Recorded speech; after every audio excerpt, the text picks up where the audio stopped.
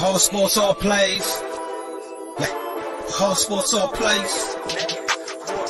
All sports, all plays. 365, we making up plays. You talking the game, get you through the days. We're high in the court, the dime in the lane. Variety, topics, living the same. All presentation, sports information. In the airways, taking the nation. All sport, all plays, like working your faces. Grace at the field, so tie the laces.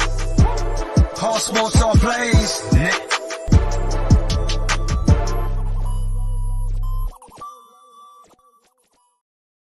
What is going on, everybody? I know this isn't the most traditional of ways we normally go about this. We do not have a mic on the mic intro. We do not have anything for you guys to totally bring to the table. But we have breaking news. Obviously, it's been about 30 minutes since everybody found out, since it was exposed by Jeff Passan and ESPN. Fernando Tatis Jr. gets busted for PEDs. That is... wow. That puts a damper on the entire MLB season. That puts a damper on the postseason, October. Everything that everybody was expecting of the San Diego Padres once this team got healthy literally just changed. You know, the move of Juan Soto looks so much better now for the San Diego Padres than it ever did before. And the biggest part about that is, you know, you had this understanding of, you know, you have a three-headed monster in Machado, Soto, and then Tatis when he comes back sometime in September. Now you're getting to the point to where you understand Fernando Tatis Jr. just got busted for steroids. You know, whether it be, you know, I've seen different versions of this throughout the years. This might not be a guy who wants to hit 60 home runs like Mark McGwire, Barry Bonds, or Sammy Sosa. This is a guy that just wants to stay healthy. That's what I'm perceiving from this so far. At least from, you know, the outside looking in, to me, it looks like one of those conversations to where we can sit here and we can say, realistically speaking, Tatis did not need help to be better at his game. The biggest thing about this right now, and you see it with guys like DeAndre Hopkins on the Arizona Cardinals in the NFL, the reason he's on PEDs is because he can't stay healthy. He can't stay healthy whatsoever. And that's one of those things where guys just want to be able to be physically fit and able to play. You know, the talent is there. Everybody understands the talent is there, and that's not going to change for Tatis either. But the reality of the situation is he has a shoulder surgery that ends his season last year, the wrist surgery this year that ended his season this year. There's a lot of things that just go into him not being able to stay healthy, and that might be what went into this. You know, it might not be, you know, he's a scumbag and he's trying to cheat and change the game. That might not be the case at all. You know, so before anybody sits here and says Fernando Tatis Jr. is horrible to the game and this, and that, like normally we'll see from Rob Manfred, who immediately shuts down all PEDs. But there's a lot of PEDs, you know, there's a lot of things that go into that where, you know, he might just be taking supplements. He might just be taking certain kind of creams or certain kind of things that go into that where it has nothing to do with an actual steroid. But who knows what it might have been. Somebody commented, you look like Lori Lightfoot. I appreciate that. But with that being said, I do think at the end of the day, you know, this is going to change everything. This is going to change everything for the postseason. You're looking at teams right now in the National League, outside of the Braves, outside of the Dodgers. Let's talk about guys that, you know, are on such a hot streak. My guys at In Off the Bench podcast, they do an amazing job over there. Big Cardinals fans, except for DB. He's a Rays fan.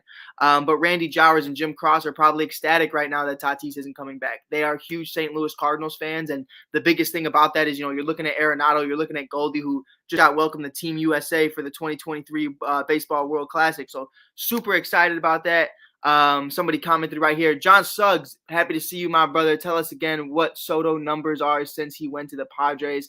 I mean, hey, the reality of the situation, he's been there a week, so I think everybody should relax. But Goldschmidt get MVP. I think, yeah, I don't know about that. But we'll see what happens. I think there's a lot of things right now that we need to take into consideration when you look at a guy like Fernando Tatis Jr. And I think one of those things need to be his injury history. I think his injury history is so important to this conversation because the way PEDs is even working nowadays, this isn't SARMs. This isn't a conversation to where this guy's injecting a needle into his body every single morning. It's a conversation of what was he using and what supplements was he potentially using to really get that going. I see y'all in the TikTok comments. Y'all better be smooth. Y'all be smooth, Z Godfather. Y'all be smooth over there. I see y'all in the comments. But it's definitely a shitty situation nonetheless. It's really disappointing. It was going to be a great season. It was going to be a great postseason for me. I was super excited to see all these teams going at it. And this is the moment where Juan Soto, honestly, the biggest thing about it is Juan Soto. You know, you just traded everything away, whether that be the future or whatever you want to call it. Mackenzie Gore, CJ and company, they're all gone. So Juan Soto right now needs to go back to the Juan Soto of old and be that 290 plus hitter, be that guy who can truly be there.